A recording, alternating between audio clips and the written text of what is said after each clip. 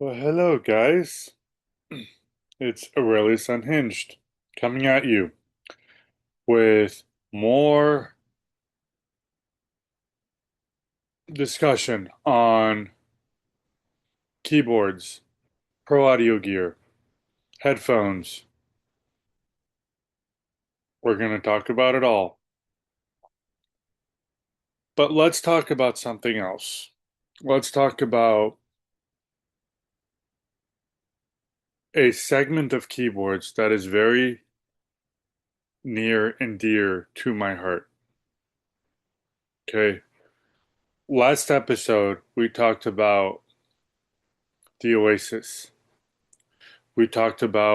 I touched up on the KRONOS, a little bit on the Nautilus, but mostly about the comparison between the OASYS and the M3 and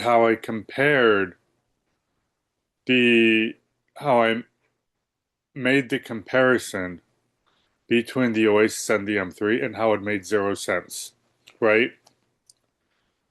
And then I responded to um,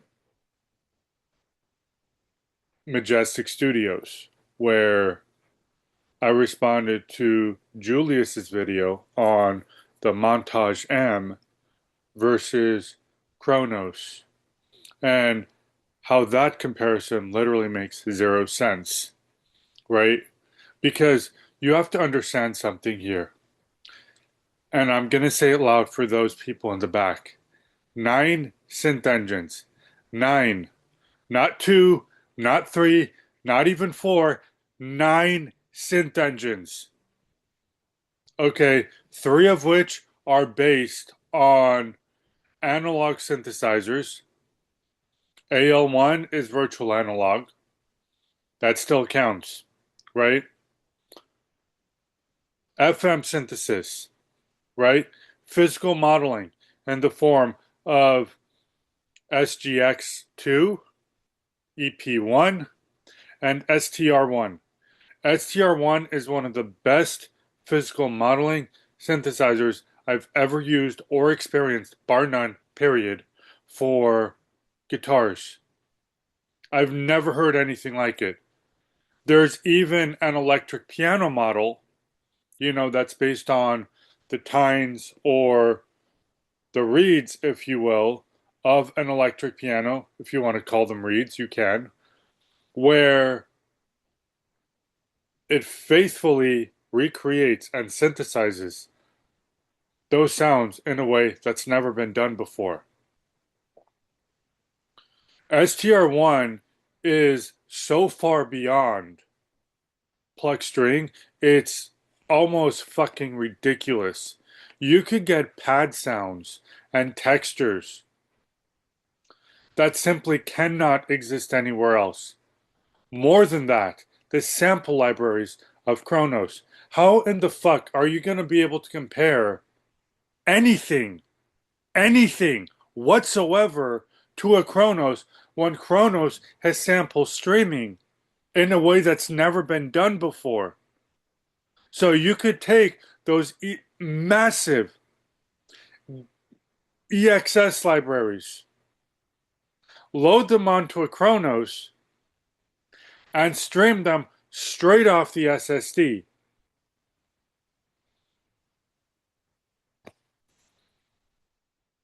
Name one standalone instrument that can do that. Oh, I'm sorry, the MPC doesn't count. The MPC is in it. Yes, it's a workstation, but it doesn't really count. Okay, it's a completely different type of workstation, if you want to call it that. Because the thing about MPCs is they are sequencers first. They are production stations first, right? Most workstations are synthesizers first that happen to have a sequencer, right? And this brings me to my second point. Where else on this fucking planet are you going to get 16 tracks of MIDI and 16 tracks of audio under one roof? 16 tracks! not 3, not 4, right? My Juno G, which is sitting against the wall in my room right now, has 4 tracks of audio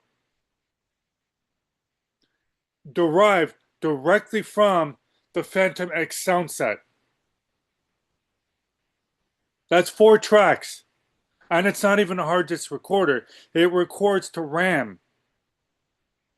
A dinky, measly little 512 megabytes, not gigabytes, megabytes of RAM.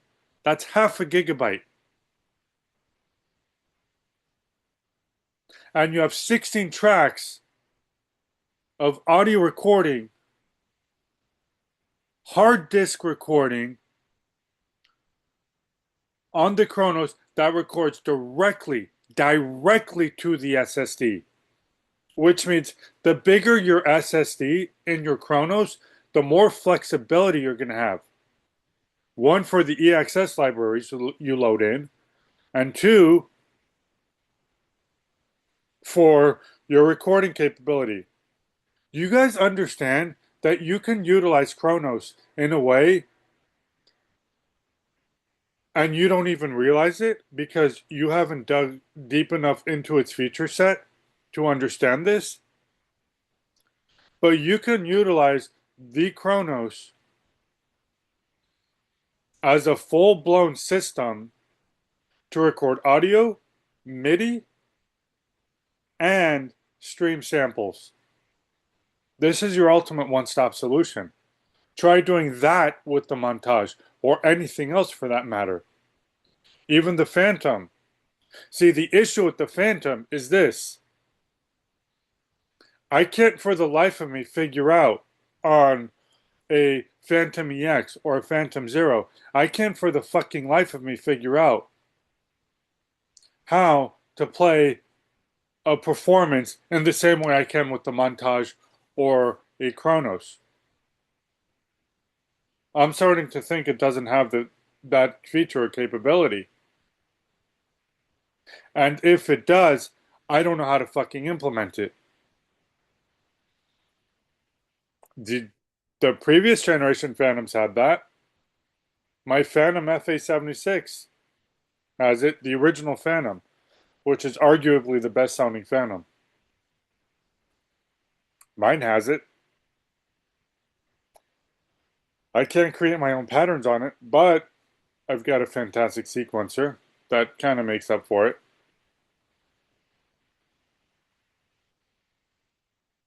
And really an incredible feature set. That thing is really simple, really great. One thing I love about the original Phantom, and this is how all the Phantoms operate, more or less, right? That record button is always there, right? Sequencer mode, if you even want to call it a mode, is literally embedded in every aspect of the keyboard. It's unlike the Kronos, or any Korg for that matter, where you specifically have to go into sequencer mode or hit enter and record to enter into sequencer mode where everything gets copied. Korg is still heavily based on the modes, which I like, honestly. I do like that. But if there's one improvement they could make, it's this.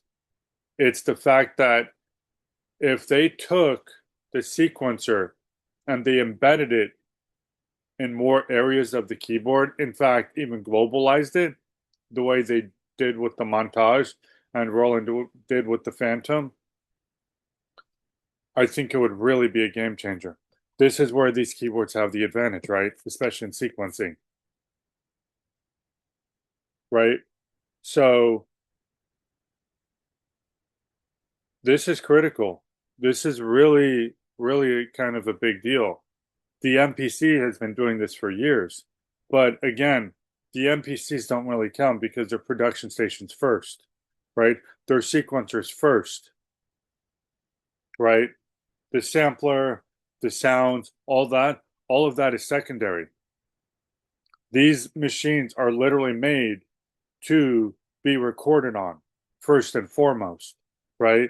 That's why the feature sets are so incredible. That's why it's become the de facto standard in standalone, production for hip hop, for a lot of artists, but especially hip hop and R&B artists, right? The loop-based recording is fantastic. The way you can arrange your sequences, right? And turn them into projects, if you will, and have multiple sequences, going on where you have one sequence here, another sequence here, right? Put the sections together. It was fantastic, you know. So, but if this is one area where Korg could really improve on, right? Now, obviously, this wouldn't happen with the Kronos or Nautilus for that matter. I guess it could happen with the Nautilus because you don't have all the modes. Um, you don't have the dedicated mode buttons, so that's pretty cool. But even if you didn't, get rid of the mode buttons, right? Even if you kept the mode buttons, you could still embed the sequencer more globally throughout the keyboard. That would be incredible. It really would be. But in terms of sounds, in terms of the quality of those sounds and the sound quality,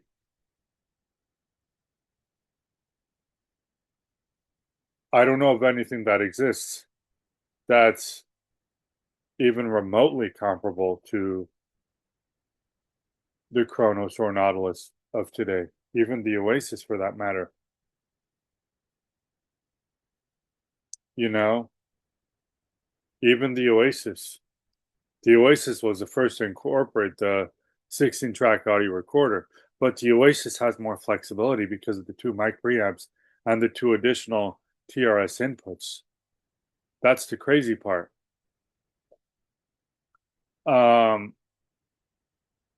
So you could literally record 4 tracks simultaneously within a Kronos. And it also doubles as a 4-channel mixer, digital mixer, which I've done. I've connected my Triton into the OASYS, and let me tell you, the way the OASYS was designed, and Kronos and Nautilus are the same way, because they use the same DACs. But the sound quality and the DACs and the circuitry of all these keyboards are so incredible that you could literally route or connect directly your keyboards. Let's say you've got a 32-channel analog mixer, right? And you've got 6-7 keyboards, right? You connect all those keyboards into the 32-channel mixer. And instead of running the outputs of that mixer, the main outputs to your monitors, run them into the OASYS or Kronos for that matter. Because the way those DACs are and the sound quality of these keyboards is so phenomenal. I can't think of anything else I would do this with. I would even be able to do this with. You've got a true mastering level processor in the OASYS and Kronos. I can't say that about any other instrument. I really can't. As an audiophile myself, who's heard $100,000 speakers, $50,000 amplifiers at a level of quality I didn't know existed, that far exceeds, even recording studio standards. I mean, case in point, why do you think Abbey Road Studios, which still exists by the way, is using B&W speakers?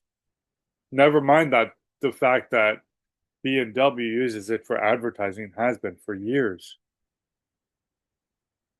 But why do you think they accepted it in the first place? Because the audiophile quality far exceeds the recording studio. I mean, we're not just talking accuracy and precision, for mixing and mastering. We're also talking about a speaker that is so phenomenal to listen to that you could play anything in that system and really hear every nuance of the track, sometimes with too much detail. That's how I see Kronos and Oasis. That's the type of quality they deliver, right?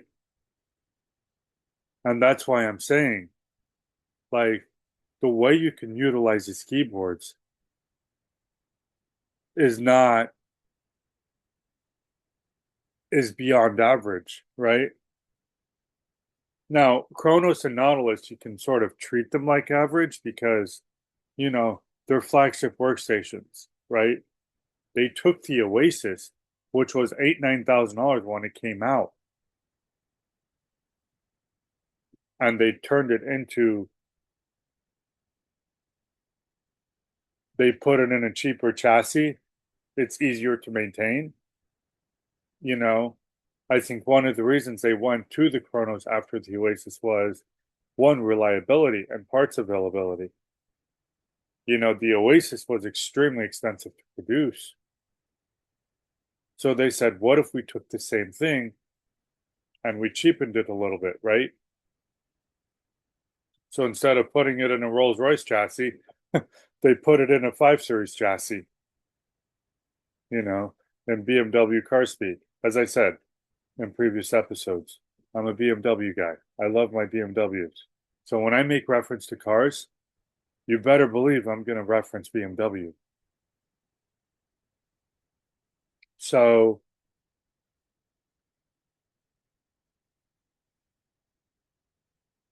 you're just not going to find anything better. Not in terms of sound quality, not in terms of sounds, and in many cases, features. In many cases, features, right? So that's the main thing, right? Um, let's talk about something else though. More along the lines of Kronos and Nautilus, but last episode, as I said, we went in depth with how comparing the M3 or even the fucking audacity to compare the M3 to the OASYS made zero fucking sense, right?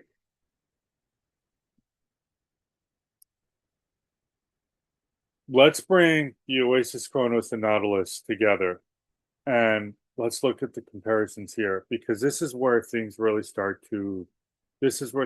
make sense, right? As I said before, the OASYS was the original. It started with the OASYS. In 2011, right, after a 2-year hiatus, right, they discontinued the OASYS because of the economy and it was just too expensive for them to produce. And in 2011, Korg shocked everybody with the, with the Kronos. And sorry, there we go. Korg shocks everybody with the Kronos. A lot of people were upset. It upset a lot of people, especially those who owned the OASYS. OASYS users were pissed. They were like, what the hell? Why'd you release the same thing in a cheaper build, right? The OASYS is no more, but now we have KRONOS. It's half the cost. It's available in 61, 73 weighted keys instead of a 73 or 76, syntactic keybed, and an 88 note keybed. You still have three sizes, but the middle one is now weighted.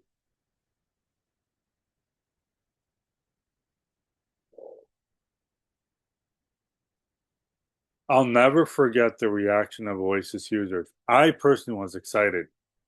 I was like, oh my God. I kind of knew just by observing the reactions of people on the forums. I kind of knew they were going to do this just by the observation of it, but I didn't know to what extent. And then they made the 9-synth engines like the biggest thing. Mind you, this was at a time when, Yamaha had the motif. Roland was discontinuing the piece of shit Phantom G. God, that thing was a fucking disaster. Absolute disaster. We're gonna get into Roland soon, very soon. So stay tuned for that. But I was like, damn, Korg just killed the game. For the same price of a motif at the time, you could now get a KRONOS. 88 keys, 4 grand, 9-synth engines, etc. Now, this was in its early stages. This was before sample streaming ever became available. Right? Because at the time, you only had like 3 gigs of RAM max that you could load into KRONOS. This was upgraded from the OASYS 2 gigabytes of RAM. You had a bigger SSD. The OASYS used the standard, I think it was like a 40 gigabyte hard drive, something along those lines. And it wasn't even an SSD, it was a hard drive, right? You have to remember when the OASYS came out, it was 2005. SSDs were expensive back then, extremely expensive still. So, and most people were using, regular hard drives, the spinning drives. And people still are to this day. The capacities are ridiculous. But when KRONOS switched from, the standard spinning hard drive to the SSD,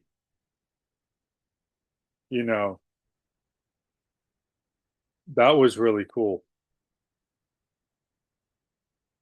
And the upgraded RAM was also kind of a big deal too.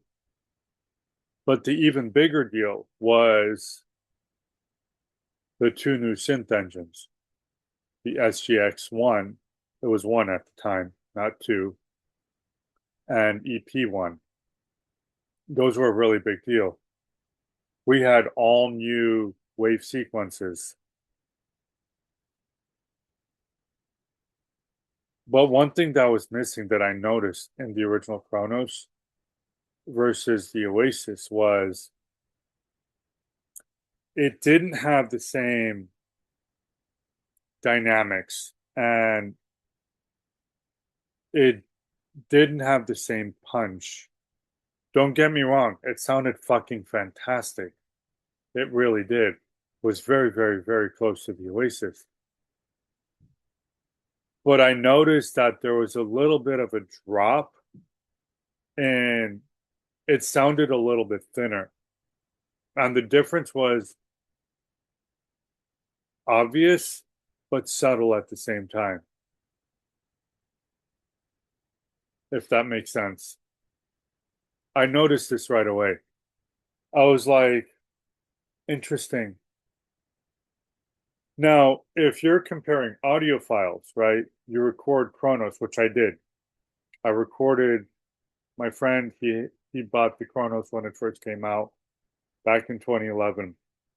Let me use it, compare it side by side with the OASYS. I made recordings of those audio files, and I remember specifically like recording the Kronos as is, and then recording the OASYS as is. Same interface, same settings, same all that. I couldn't tell much of a difference after recording. But playing live and playing both keyboards, you know, both keyboards ran into the same mixer, mixer ran into the monitors. Again, same settings, same volume, same everything.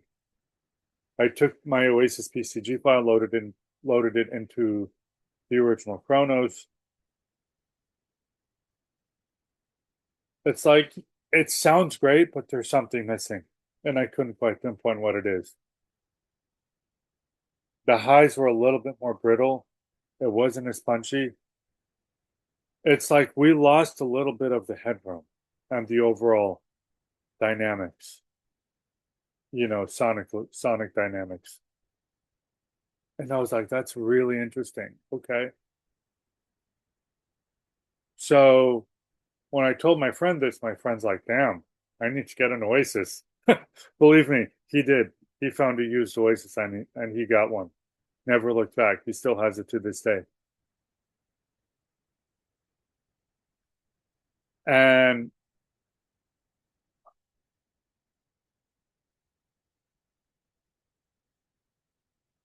but the interesting thing is, when the Kronos 2 came out, everything changed. I'll never forget when I first saw Kronos 2. I didn't like it at first. I was like, I don't really like the way this looks. I don't know. There's something off about it. Maybe it was the pictures or what have you. I go to NAMM 2014 I'm sorry, 2015, January in Anaheim, the Winter NAMM show. I used to go every chance I got. And I went in 2015. Saw the Kronos for the first time. I played it with my headphones. I took my Sony 7509 headphone. And by the way, just a heads up, we're going to talk about headphones. We are. That's going to be an unhinged discussion like you've never heard before. I'll just say that. But anyways, I take my beloved 7509 headphones. These headphones are the de facto standard by which I judge everything else. There's nothing like these headphones, even to this day. And I take them, plug them into the new Kronos 2 that came out in 2015.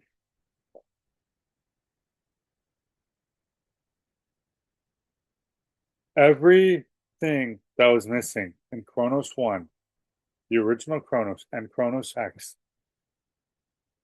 suddenly came back to the Kronos 2. I call my friend who had the original Kronos and who later on bought the OASYS after I made the comparison. I called him up immediately. I was like, dude, you won't believe. Have you seen the new Kronos? He's like, no, I've been so busy. Like, what's up? So we spent an hour and a half on the phone talking about the new Kronos and what I had experienced. And he's all, dude, thanks to you, I have an OASYS. Like, do I really need more? I'm like, I think you do. I think you need to sell your Kronos 1, the original Kronos, and upgrade to the Kronos 2. This is not a small upgrade. Remember those sound quality differences that you noticed that I pointed out to you and then you started to notice it? Yeah, that's gone in Kronos 2. Kronos 2 is truly something spectacular. right? I tell him this, and he was intrigued, and he's like, "Oh boy, you got me excited, man. I got to try this out." So we go to the music shop, Guitar Center at the time, and he orders the Kronos 2. That's the Big Daddy 88 key, and you know, it came in.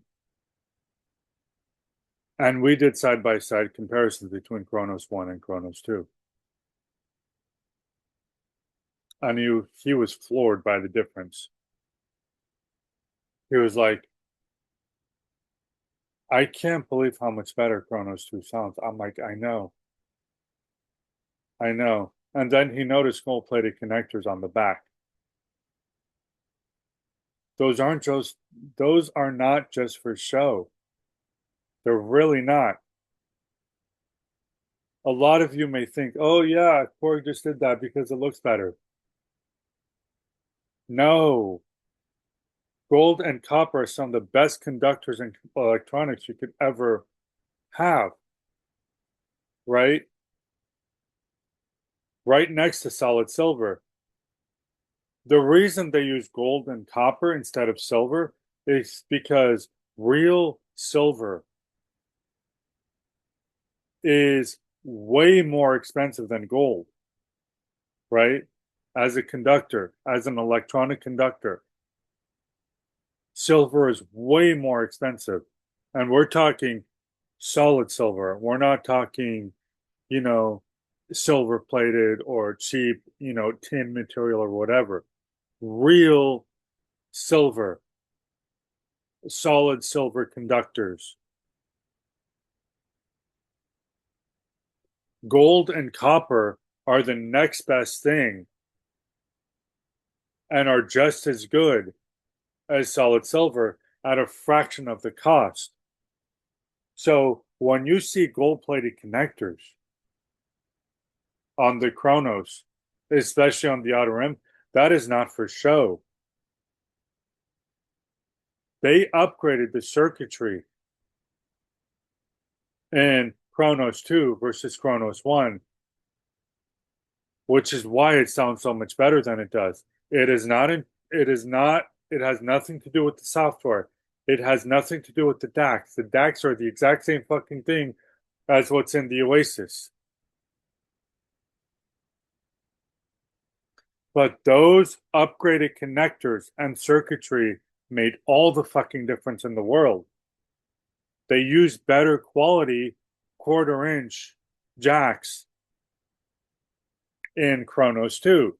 That's the difference. That upgraded the circuitry in and of itself, right? So, and then I had this idea to where let's do a blind test. I'm gonna load in a sequence from my OASYS into the Kronos 2. We left out Kronos 1.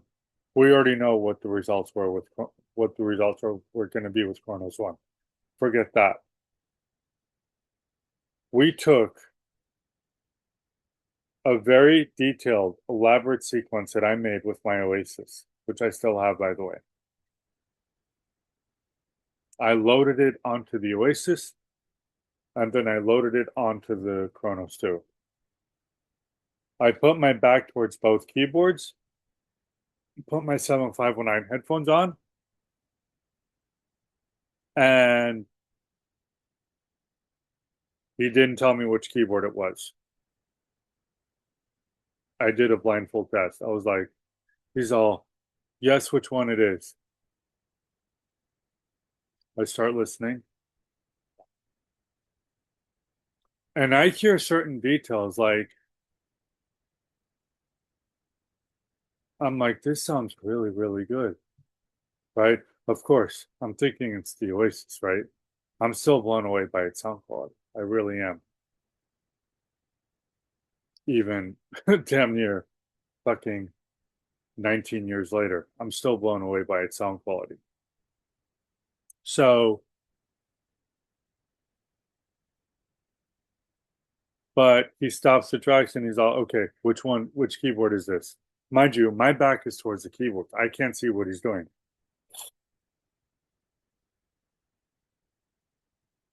And I give him the answer, and he's all, that's actually Kronos too. That's not the Oasis. I'm like, really? That sounds incredible. What the hell? Goes back and plays, and he goes back and he says, okay, I'm going to play the Oasis. You know, this is the Oasis, so I'm going to play it. And I'm thinking, interesting. They sound identical, but for some odd reason, the Kronos 2 sounds a little bit better, just a smidge better.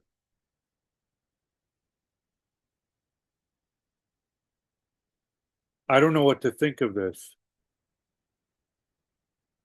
I'm honestly shocked. I'm blown away. I'm at a point where I'm like, wow, it has to be those gold-plated connectors. I can guarantee you that if you upgrade the Oasis jacks, the quarter-inch jacks, to what Kronos has, you're probably going to see a slight improvement in sound quality. I'm probably going to do this on my Oasis as well, both. Actually, when I get them fixed, I'm probably going to do this. I'm going to add the gold-plated jacks, and I'm going to upgrade them to Kronos spec, and I'm going to see how that changes things. But that blew my mind. Kronos sounded a little bit better. It was very, very subtle. But I did notice a slight improvement in Kronos, which blew my mind. It sounded more open. Um, it was a little bit clearer. Again, this wasn't by a whole lot. It was just enough for me to kind of notice the difference.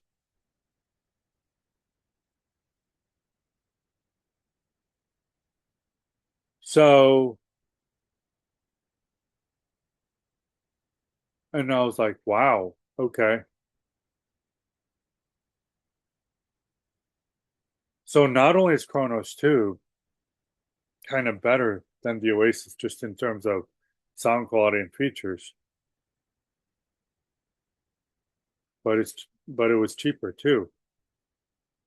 Again, what was once $8,000, almost $9,000 for an 88 key,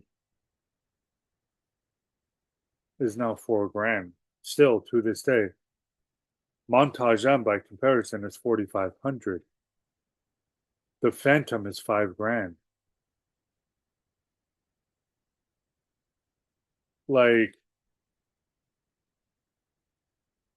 you're getting 9 synth engines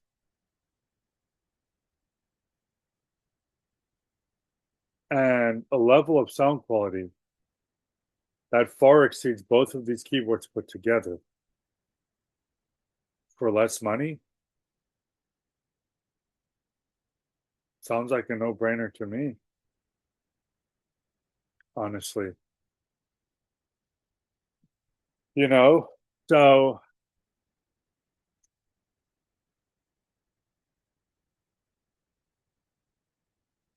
yeah. Anyways, I wanted to point that out. You know, we're talking about some of the best keyboards on the planet that's ever existed. And for Kronos 2 to sound the way it does is truly unbelievable to me. Let's talk about some downsides though, because this is where we get a little bit unhinged, right? Hence the channel. This is Aurelius Unhinged. We have to talk about what needs to improve. and things that need to change, right? So let's backtrack here really quick, right? Because I want to talk about, I did touch on this a little bit with, you know, how the comparison between the M3 and the OASYS made no sense, right? Especially in terms of sound quality and the audacity to compare EDS1 to HD1. Let me say it again for those in the back. EDS1 is not HD1 and never will be HD1, period. End of story, right? Let's get that out of the way. I can't emphasize that enough, right?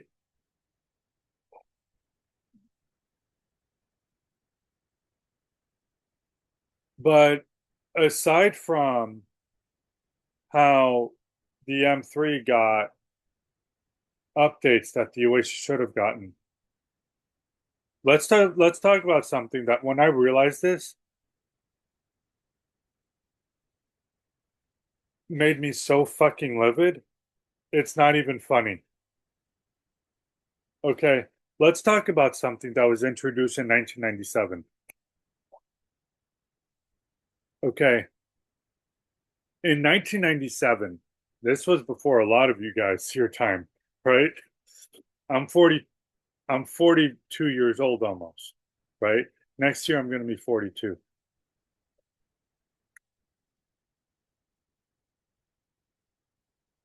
Drum track.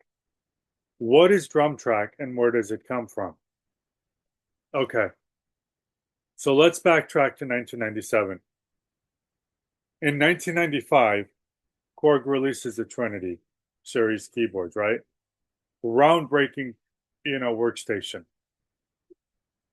The first ever workstation to feature a touchscreen. This thing was so groundbreaking and so expensive, it was unbelievable, right? For the first time ever, you had a touchscreen. That changed the way people do things, right? We had a multitude of options for the Trinity, right? We had the HDR recorder. This was very, very primitive. It came with the SCSI. SCSI was an older 25-pin connector for storage. It was the predecessor to like USB, and it was basically an industry standard for computers, for samplers, for a lot of keyboards had them, etc. You could load sample libraries on CD-ROMs, right? Where you had a CD disk drive. We're talking about physical media here instead of thumb drives. And you would load those sample libraries or not even load them onto the keyboard.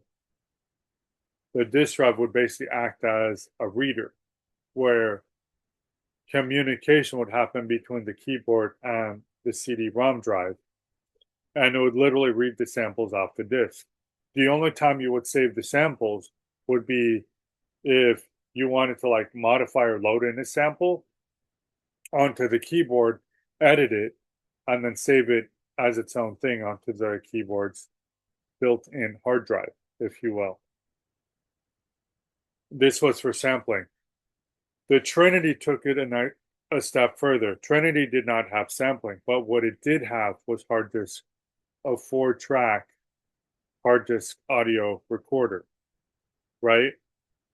You would basically install a hard drive inside the Trinity. It would be connected to the internal IDE port on the HDR option. This thing was very, very expensive. This was like the $1,000 option.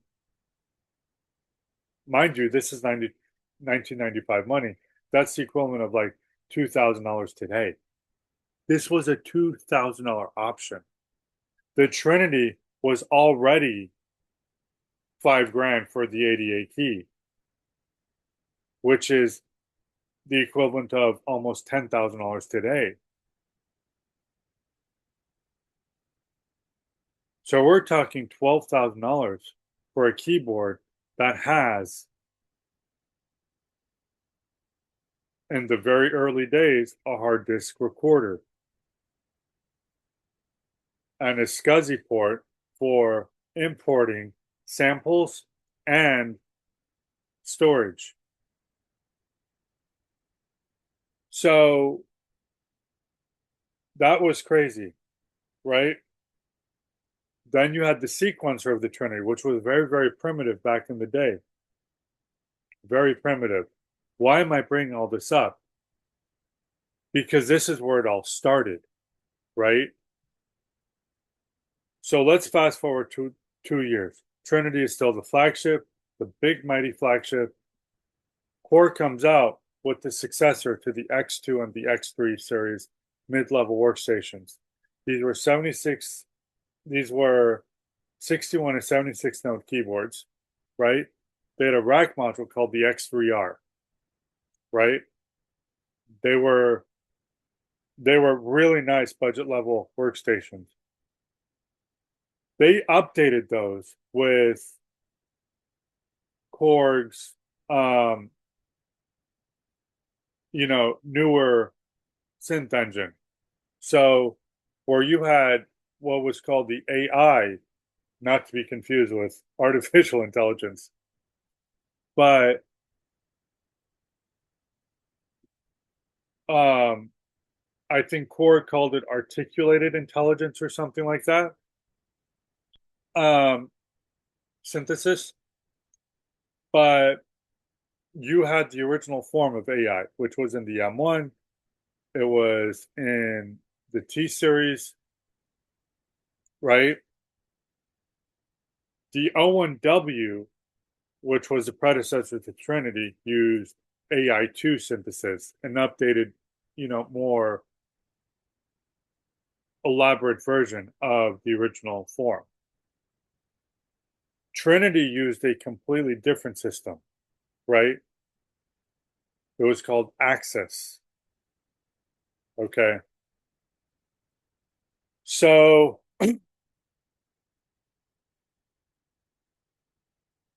when the N series came out, the new N series, we had the N1, N5, which used AI2.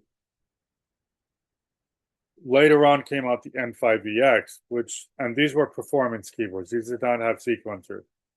They had an early form of the arpeggiators, the preset arpeggiators that you see in the Triton and the Nautilus, up, down, alternate one, alternate two, and random.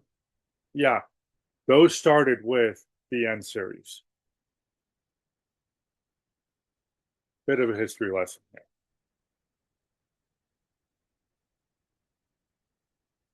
When in 1997, however, Korg comes out with, and the N series came out in 1998. I just remembered that, right? You had the N1R rack, you had the NS5R and the NX5R, right?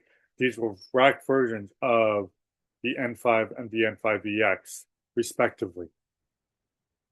So you had three rack versions, you had three keyboards in the N1, N5, and the N5EX. The only difference between the N5EX and the N5 was the N5EX, which came out a year later, was literally a 61 key version of the N1, because the N1 had an upgraded piano sound that took more memory, and the original N5 didn't have that.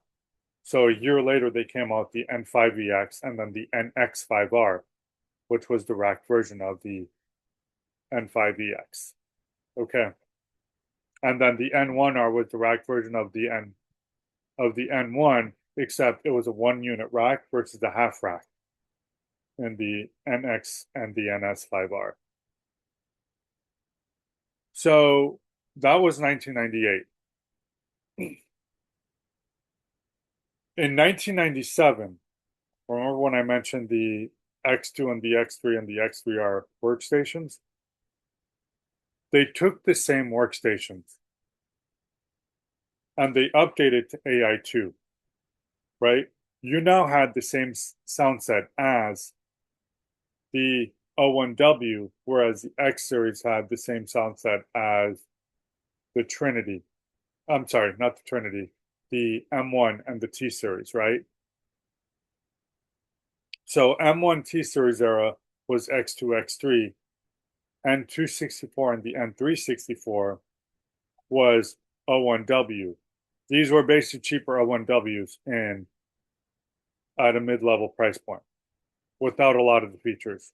O1W was made famous with wave shaping technology and what have you, which was incredible. That's what made the O1W so famous. You didn't have those features. You just had the basic, very basic set. X2 and X3 had 8-track sequencers. You had 16-track sequencers in the N264 and N364. Those were huge upgrades at the time. Mind you, this was 1997. Okay. But these keyboards introduced something else. You're probably familiar with it. Coming from a Triton, coming from even the M3, the OASYS had it, the KRONOS and Nautilus both have it, right? Every single Korg workstation that came out after this had this feature. It is one of the best features in the entirety of the keyboard when it comes to sequencing. What's it called? RPPR, which stands for Real-Time Pattern Play Recording. What exactly is it? What does it do? Well, let's say you've created a sequence. You've got, 10, 12 tracks going. You've got multiple tracks of drums. You've got, guitar strums. You've got arpeggios going on, right? You've got a really nice elaborate track.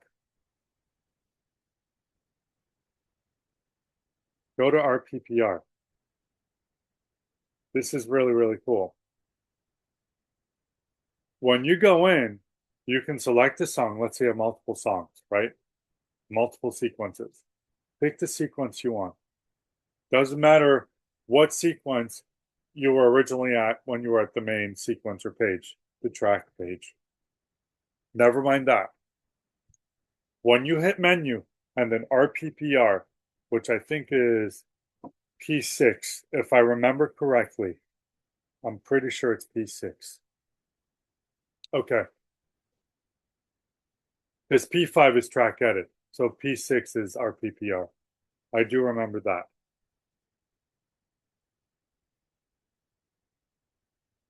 Wow.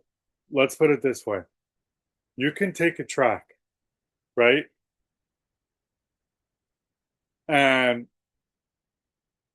you set the measures, let's say from measure 5 through 8, the first 4 bars. You can literally make a pattern out of it, right? Turn it into a pattern and assign it to a key. Go to the next track, assign your drum, do a drum loop, assign it to another key. In other words, you could assign individual sections of these tracks and map them out all across the keyboard. And you can remix the track however you want. Hit record, boom. You can now remix your song all in real time. Hence the name, real-time pattern play recording. Right?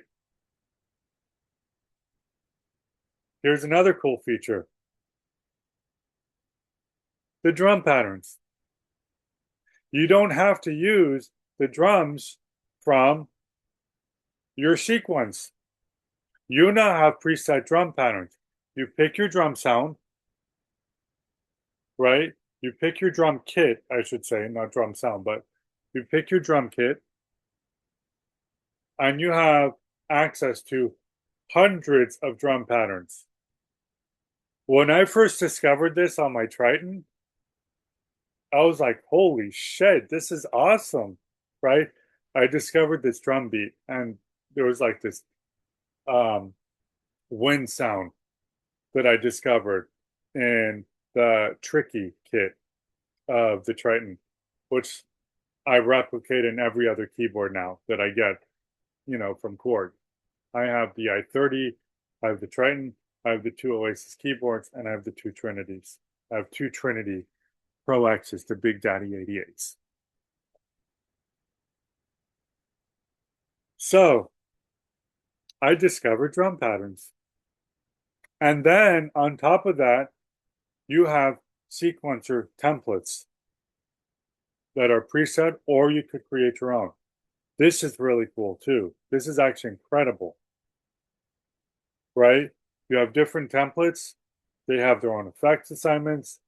Um, the sounds are handpicked and pre-selected for you for whatever genre of music you want to create. And as I said, you could create your own template. Let's say you put in all the work for the effects, and you have your sounds assigned, the volume, and all that. You can save that as a template so you can recall later next time you make a song with that particular genre or those particular sounds. And you can make as many variations of those as you want, right? Thanks to QList, you can link different sequences together and make an entire song out of them, with or without effects. This is really cool, right? The only downside to QList is you can't adjust the BPM for each song. You have a set BPM, but I found a workaround to this. So later on, just to put this out there, later on, as this channel grows, I'm actually going to create a Patreon account, and I'm going to show you guys tips and tricks and show you guys how to use these keyboards in a way that's never been done before, that most of you may not have even thought to use, especially when it comes to sequencing. Because the thing is, with DAWs these days, DAWs have become the dominant standard for anything recording. Like, who uses workstations anymore? Why not just use a DAW? There's a reason for that. There's a reason to use a workstation. One, it's because of the immediacy of it, right? You turn on the keyboard, everything's right in front of you, right? So, and then I'll teach you guys how to utilize the sequencer in a way that you may not have thought of before. That will completely change your perspective on why we have sequencers on these keyboards to begin with, especially in this day and age where DAWs have become so elaborate and so sophisticated with literally limitless options to the point where you get lost. You get easily lost. There's too many distractions, right? In this case, less is more, right? So stay tuned for that. That's going to be fun. I can't wait to show you guys some of the things I've learned over the last almost 30 years of using these keyboards and workstations. So back to the topic, right? RPPR. When I discovered the drum patterns, right, I was blown away. And I discovered this one sound, which I replicated in every keyboard I had and still have today, right? This is my signature that I do on a lot of my tracks. Everybody has a signature sound with what they do. This is mine. Well, Trinity comes out in 1995. And in 1997, when the N264 and N364 comes out with the 16 tracks of sequencing and the introduction of RPPR, they update the Trinity to feature RPPR as well. So now the Trinity has it. This is so cool, right? Now, users of the flagship Workstation that has a completely different synth engine has access to this feature. How awesome is that? Okay, now we're getting somewhere. In 1999, Korg releases the Triton, right? they improved the RPPR function, right? Okay. And by the way, you have 100 patterns that you can utilize throughout your sequence with RPPR, right? So, and you could do as many variations as you want within each sequence slot or song slot, if you will. But you have around 100 patterns that you can utilize within RPPR, especially with, especially when you include like the drum patterns. You have more than 100 patterns for the drums, for the drum patterns. But RPPR exclusively, when you assign a track to a key and you make a pattern out of it, yeah, that's limited to 100 per sequence. Okay, so Triton comes out. You have the dual arcs, right? Incredible feature, right? This was actually introduced with the N series that came out in 1998, the year prior. But the N series you could create your own patterns with the N series, but you didn't really have that many. I think the maximum was like 15 or whatever, some dismal, extremely limited number. Triton comes out on you for whopping 232 patterns, not including the 5 or the 6 preset patterns, right? Up, down, alternate 1, alternate 2, and random. Okay.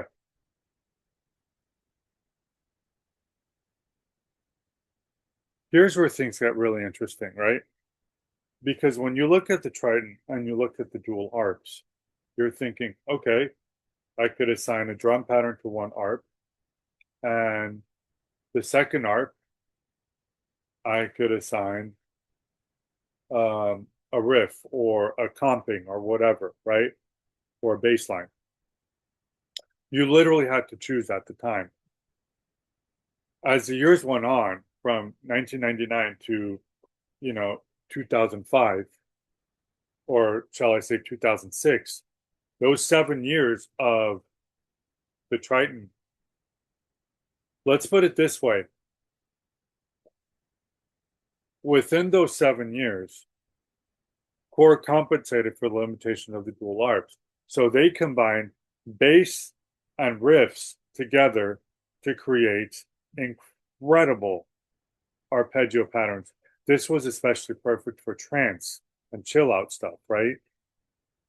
Where you had that, and then you had the drums and, in another arp. Here's what pisses me off, though. And this is where I'm going to get really angry.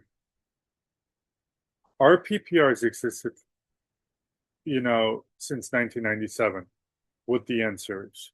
Okay. And you have the drum patterns. Let's talk about drum track really quick. In 2007, Korg comes out with the piece of shit M3.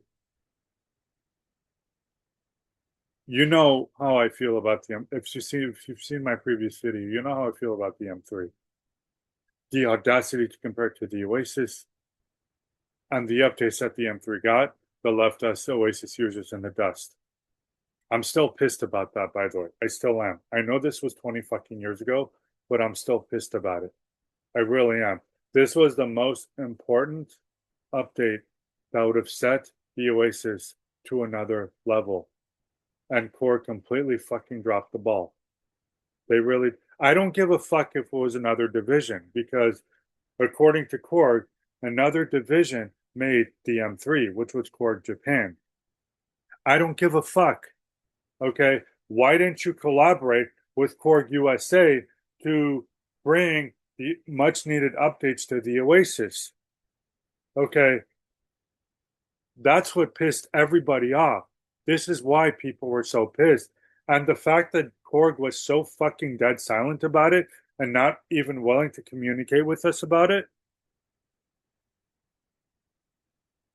They couldn't even say if the sequencer was even being worked on.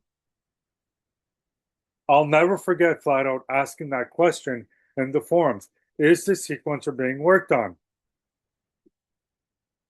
They couldn't even answer that. The arguments that ensued on the forums over this matter wasn't fun. It wasn't light. It wasn't to be taken lightly. It was extremely upsetting for us users, right? M3 gets all the updates with its inferior sound quality and the fucking toyish look, which I fucking hated with the fucking passion. You know, this cluttered piece of shit comes out and it has the best updates of all the workstations that Korg has ever released.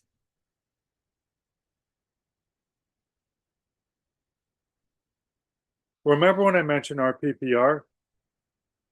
Yeah. Do you know what drum track is? Let's talk about what drum track really is. At its core, drum track is nothing more than a fucking hardware button that triggers the drum patterns in RPPR.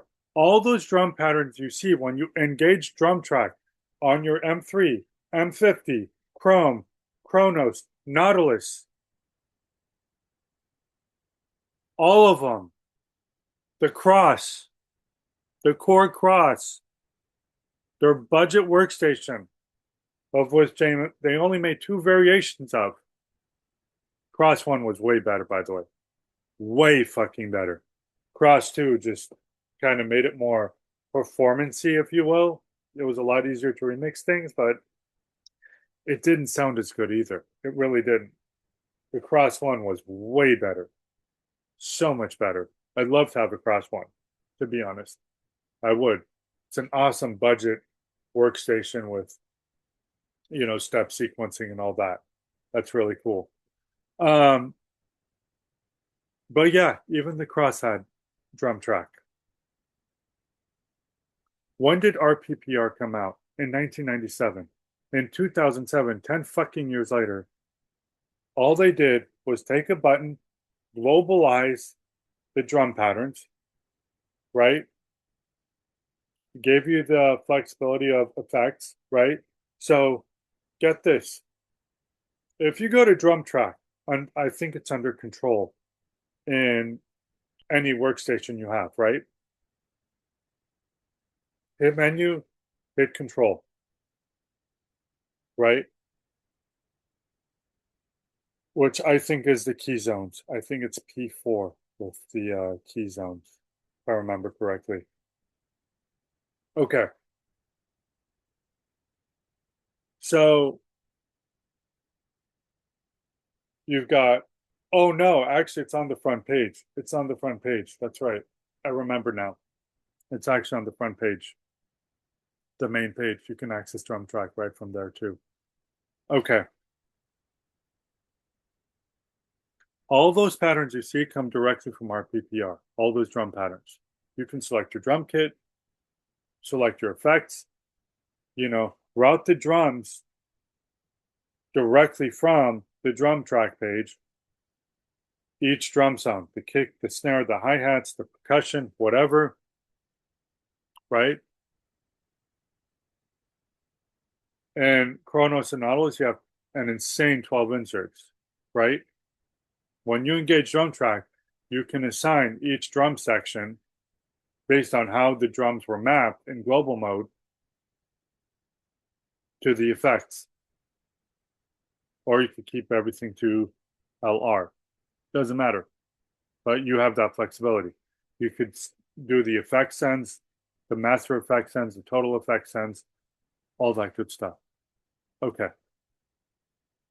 Well, total effects affect the entirety of the keyboard. There are no send levels.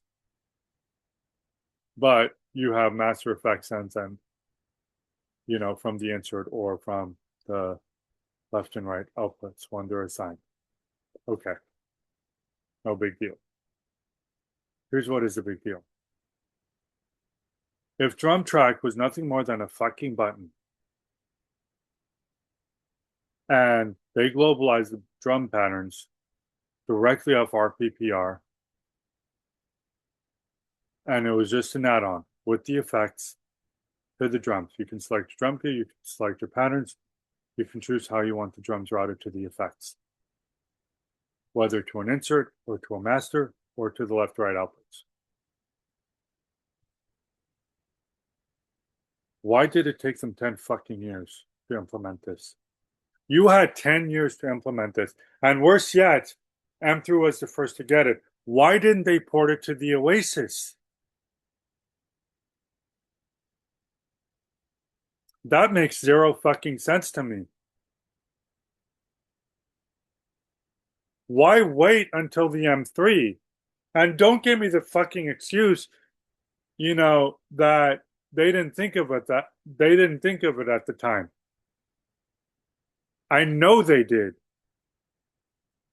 It took them 10 fucking years to implement drum track, not for the OASYS, for the fucking piece of shit M3.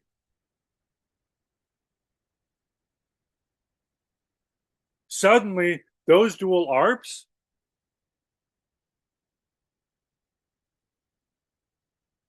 well, we had KARMA. I'm sorry. We had KARMA. Great. That's a whole nother ball of wax that we need to talk about as well.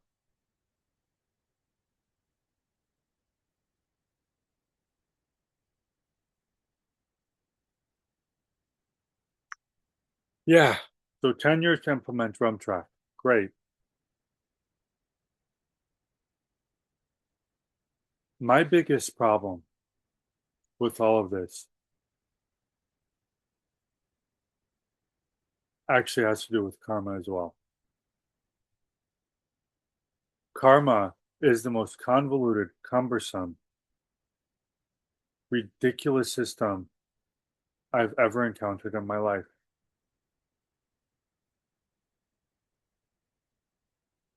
Do you know why I have so much fun creating combis on the Triton? It's because of the dual ARPs. It's because I can create my own ARPs, right? I can go into global mode whenever I want to and tweak those ARPs and save it as a new ARP. This is a feature I use all the time. Okay. They could have introduced drum track for the Triton as well. They could have. Triton didn't have it though. I wonder why. This is where things make no sense to me. Manufacturers like to wait to implement certain features. What the fuck for? If you have something as important and as innovative as drum track that is so unbelievably easy to implement,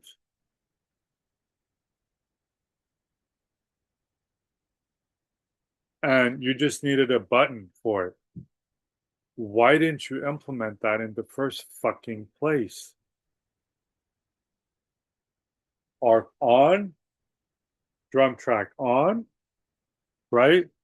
They could have implemented the drum track button right above the ARP on off button, which is next to the gates, the tempo, and the velocity.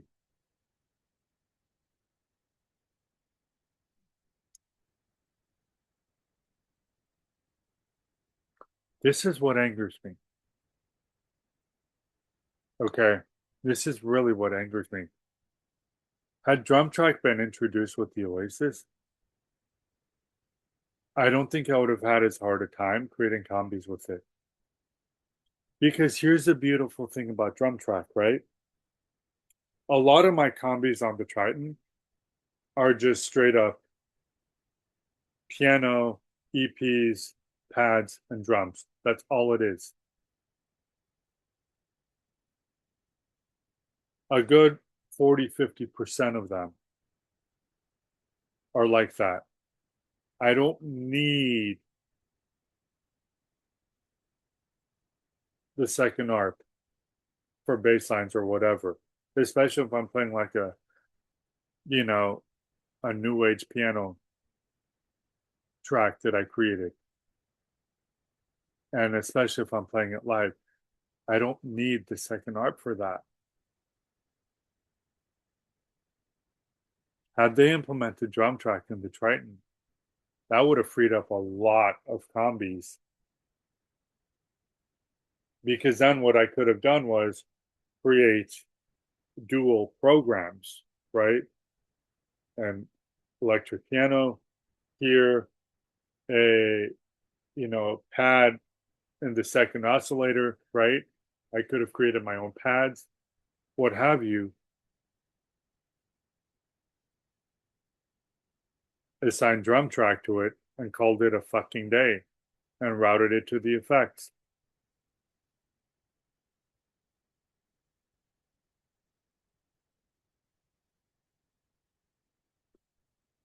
The problem with Karma is you can't create your own ARPs on it. You have to move a bunch of fucking sliders to get close to the results you want. You have zero control over the minute details, which sometimes make all the difference in the world.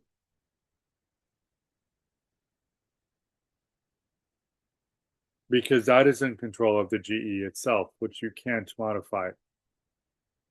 You can modify how the GE behaves according to the RTC model in KARMA, but you cannot create your own patterns. Why? Because Korg omitted that feature from KARMA. When Stephen K. went to Korg to implement his software as per their contract, Korg said no to the GE editor that was part of the implementation of KARMA. My question to Korg is why? What do you have against our creativity? Like, what in the actual fuck?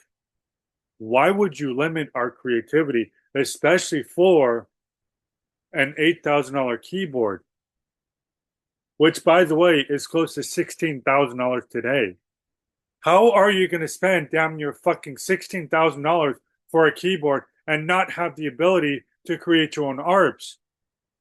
It's one thing if the Phantom FA76 didn't have it, because one, it was their first Phantom series workstation that happened to have a sequencer with the entire sound set of the XV5080. If you took the 5080, you modernized it, you gave it a bigger screen and a sequencer and turned it into a workstation, that's what the FA76 was. How in the fuck are you going to charge $8,000 for a keyboard and not have the ability to create your own patterns? And on top of that, the fucking RTC model. Why can't you choose the RTC model with the given GE? Why? Why can't you edit the RTC model to begin with? This makes zero fucking sense to me. Yes, KARMA is incredible. It has details that you can't get anywhere else. But I would give up that detail and that flexibility for the ability to fucking hit record and make my own ARPs. What do you have against our creativity? Like, what the fuck, Korg? What the fuck? That's what pisses me off about the OASYS. Every time I sit in front of it, That's the part that angers me the most.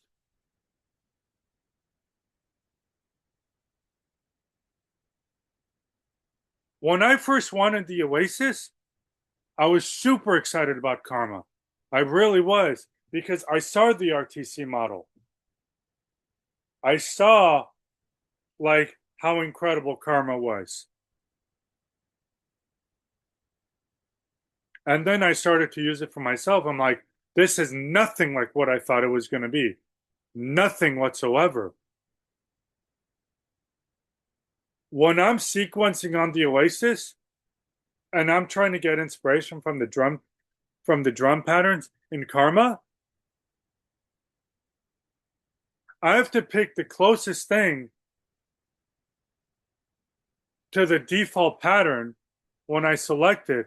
And then I have to move a bunch of fucking sliders to get close to the pattern I want. Instead of just being able to hit record or have a pattern grid and create my own pattern, choose my RTC model, and go from there.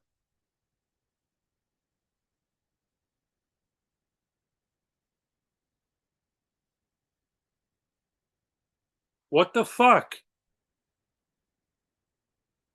I'll never forget the arguments between Stephen K and New School Tone. God, rest in peace, my man. Really, rest in peace. I didn't know the dude, but he was a really cool dude. Really cool dude. He got into this heated debate with Stephen K. Instead of Stephen K accepting defeat, right, and realizing how wrong he was, one, for allowing Korg to not implement the onboard GE editor, which was part of the KARMA's implementation.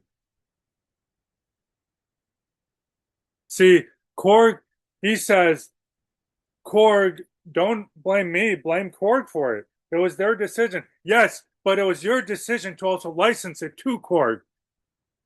It was your decision to license it to Korg. Do I need to say it again? It was entirely your decision. You had the power to not give it to Korg if they refused. You could have gone to another company. Korg, I'm sorry, not Korg. You already went to Korg. They fucked it. They fucked everything up. You could have gone to Kurzweil. You could have gone to Yamaha. You could have gone to anybody else, Roland, to implement this. Yamaha licensed your software with the motif.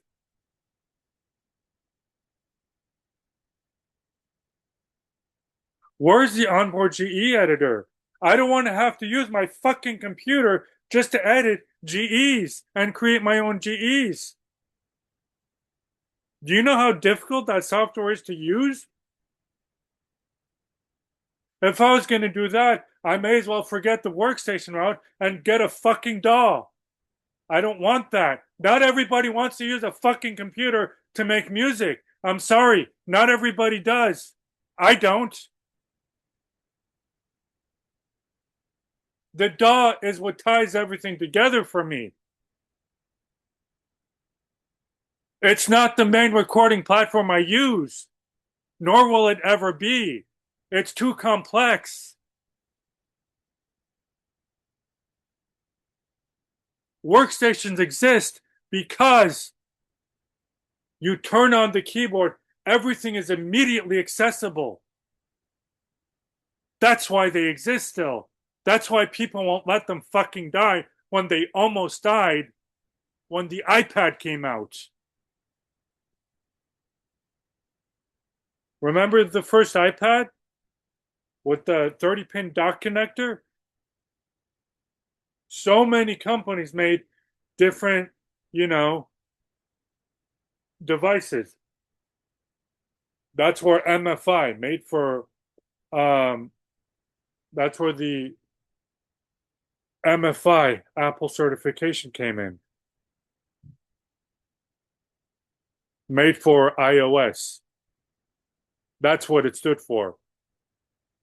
Made for iOS. MFI, when it was first introduced by Apple, allowed companies to basically make devices where you dock your iPad or iPhone into it, and it turned it into the device it was made for. It was seamlessly integrated. A guy had the SynStation 49. It had an iPad dock on it. You downloaded the app, plugged your iPad into it. Suddenly, the keyboard and iPad became one.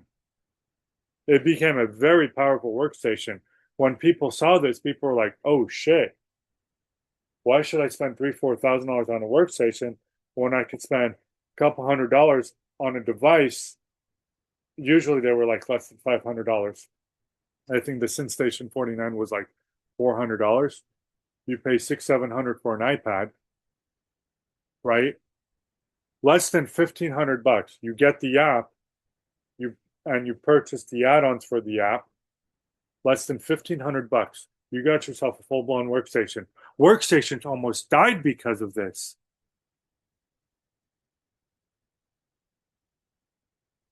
The only reason workstations still exist today is because of the KRONOS.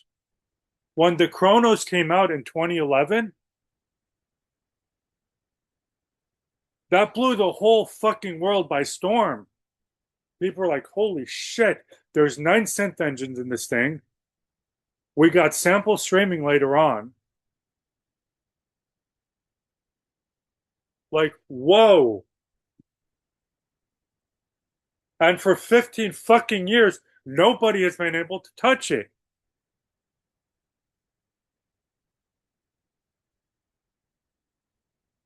So where the fuck is a GE editor? How in God's name was this ever even thought of being omitted? How? I don't want to have to use my computer to utilize, to be able to create my own GEs. I just don't.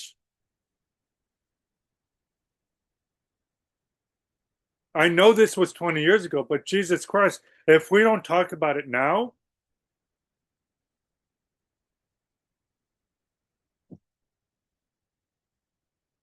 like, nothing's going to change if we don't talk about it now. I'm mad as fucking hell about this. Drum track should have been implemented in the OASYS. The GE editor should have existed for the OASYS.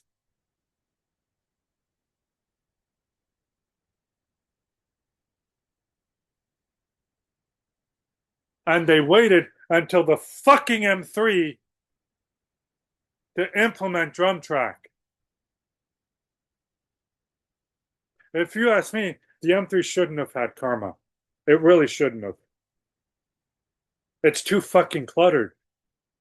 It makes the entire system so fucking cluttered. It's unbelievable. When the M50 came out in 2008, a year later, the M50 was way better. Program, combi, sequencer mode, global mode, that's it. That was it. It didn't have a sampler. I love the fact that it didn't have a sampler. The only downside is you only had 2 outputs. That's the only downside. Had they given it the full 6 outputs, it's not a big deal, but that would have been a nice add-on. Charge $100 more, give it the full 6 outputs. That would have been a true winner. The M50 was fucking incredible because of the dual ARPs. And drum track. M50 at drum track. I love that. Now I can utilize the dual ARPs on the M50 just for, melodic and pitched instruments, and leave drum track just for the drums. That's pretty fucking phenomenal. The same thing happened in Chrome. The Chrome was a significantly updated M50 with the M3 sequencer. I love that.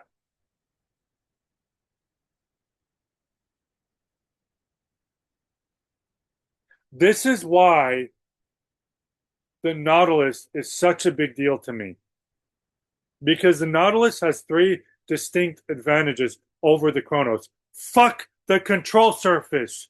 You can compensate that with other devices. Okay, I don't understand why so many people are calling Nautilus a scaled-down Kronos. It is not a scaled-down Kronos. It is better than the Kronos will ever be in so many respects. It's fucking ridiculous. The user interface of Nautilus is vastly improved over the Kronos. You don't need the fucking control surface if you have an interface that good to begin with. That interface allows you to get around the Nautilus faster than any fucking control surface on the planet if you learn how to fucking use it. Stop dismissing it for the control surface. Just stop. It makes no fucking sense. Learn how to use it. This is not an opinion. This is a fact.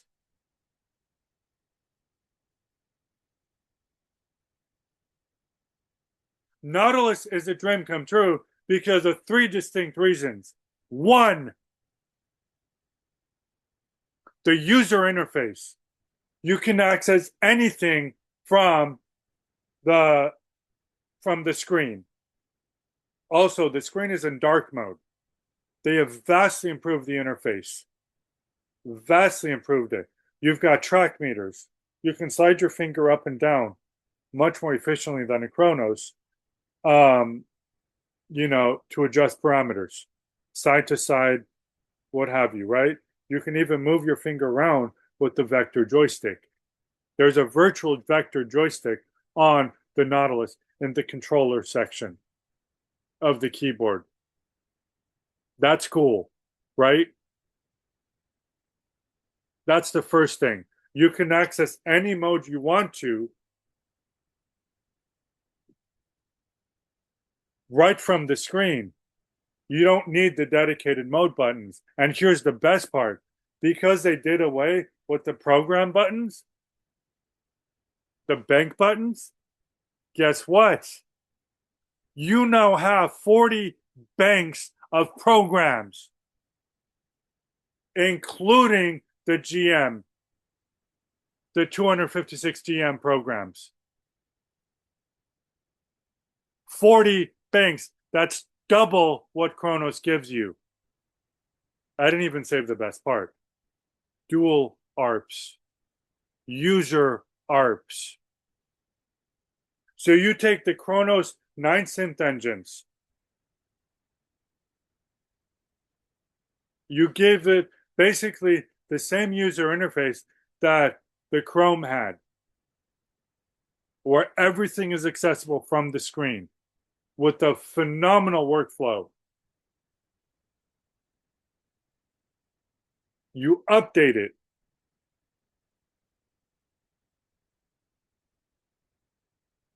And then you give it the dual ARPs. And the pattern creation of the dual ARPs is fucking phenomenal on the Nautilus. It really is. It really is. And you have 4 different scenes to assign to those ARPs. Each scene can have a different ARP, which means you have one combi with 4 possible variations of each combi. That means each combi can literally be 4 separate combis within a single combi. Holy shit.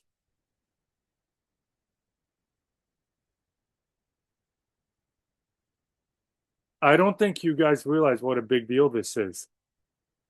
Where's that for the Kronos? And on top of that, Why can you not load Nautilus PCGs into a fucking Kronos? Why is Korg separating them? They use the exact same 9 synth engines. It is the exact same fucking system as the Kronos. Why are they not compatible both ways? I'd really like an answer for that. Because as somebody who wants both keyboards and who is getting both keyboards, I can't for the life of me understand why I can't bounce back and forth between the two keyboards and the way I want to. What the fuck are you so afraid of? Give Kronos users Nautilus compatibility. The exact same fucking libraries are available for Nautilus as they are Kronos and vice versa. Why are they separated? Because Nautilus is newer and cheaper? So you want to give Nautilus users access to Kronos, but not Kronos users access to Nautilus? Really? What are you so afraid of?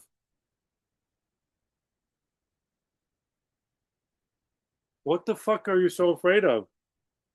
This makes zero fucking sense.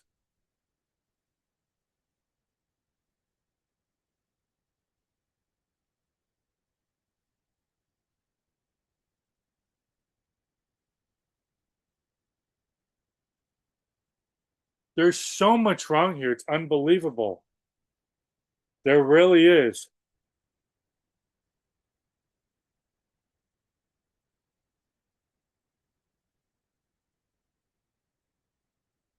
Something has to change here. It really does. Because I'm tired of seeing shit like this. Product after product. They make a product so good and then they fuck it up. They fuck it up. The lack of an onboard GE editor. That was part of KARMA's implementation. That Stephen K. still accepted. Yes, it was Korg decision, but you still accepted it. You still accepted it. So Korg isn't the only one to blame. You are. You could have walked away and said, fine, I won't do it. I'll go to Kurzweil. I'll go to Roland. I'll go to Yamaha instead. You don't want it? Fine. I'll go to somebody else who won't cripple our creativity. The GE editor would have been one of the most important add-ons to the Kronos, to the OASYS, even the M3. If the M3 had an onboard GE editor, I probably would have had an M3 today, and I would shut up about it.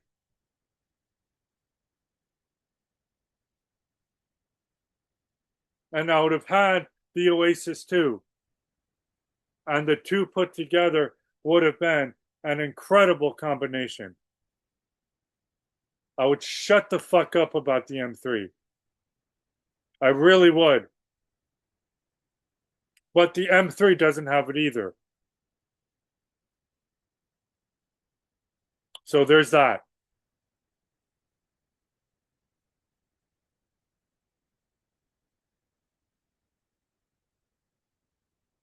This is as bad as Yamaha not releasing a 76-note flagship keyboard with built-in speakers. It really is. Don't even get me started with Roland. Roland, I'm going to call you out on so many fucking things. Stay tuned, guys. I'm going to call out Roland on so many things. So many things. Roland is the worst. Of all of them, Roland is by far the worst. By far. No company has angered me as much as Roland has. We're going to get into that deep. We are. But right now, this is about Korg and Stephen K. and KARMA.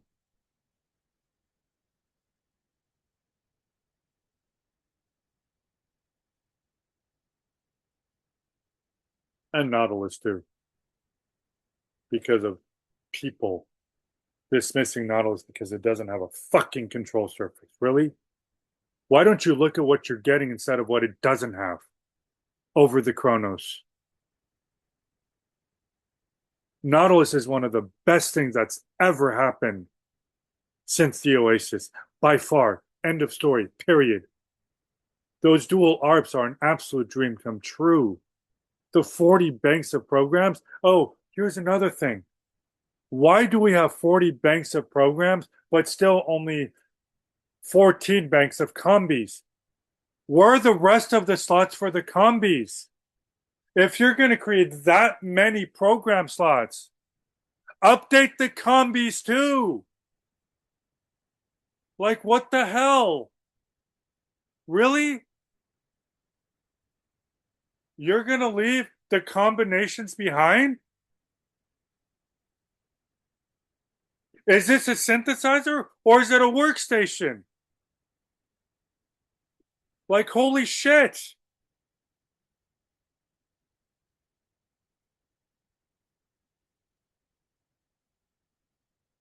What is it then?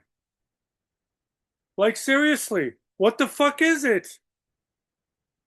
Why do we still have only two banks? Two rows of banks of combis? Why?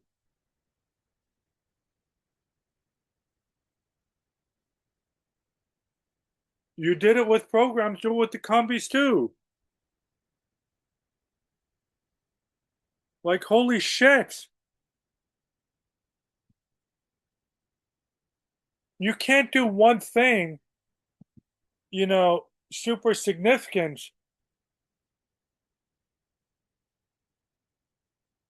and then leave the other features untouched.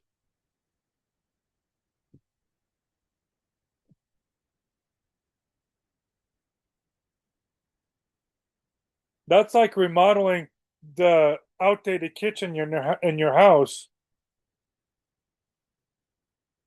but nothing else, but you don't update the appliances. So the appliances look really out of place and outdated. Really?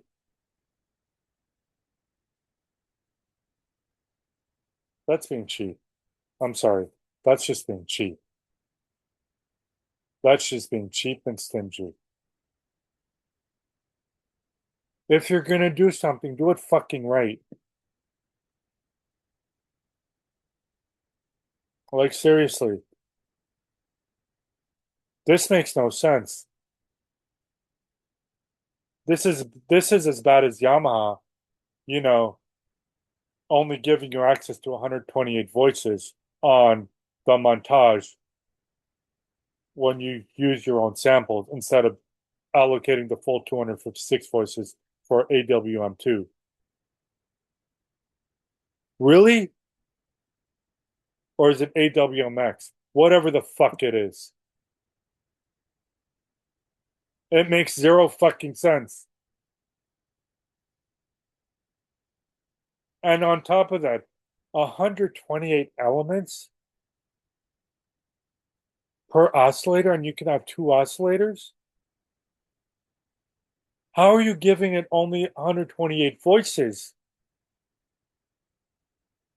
That should have been 256 voices. At least 384 voices. I'm going to call you out on Workstations through Yamaha. Stay tuned, guys.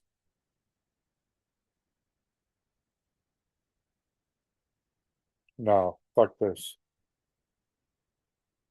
We need to talk. Big time. Wow. Unbelievable. All right. This is Aurelius Unhinged, and I'm out.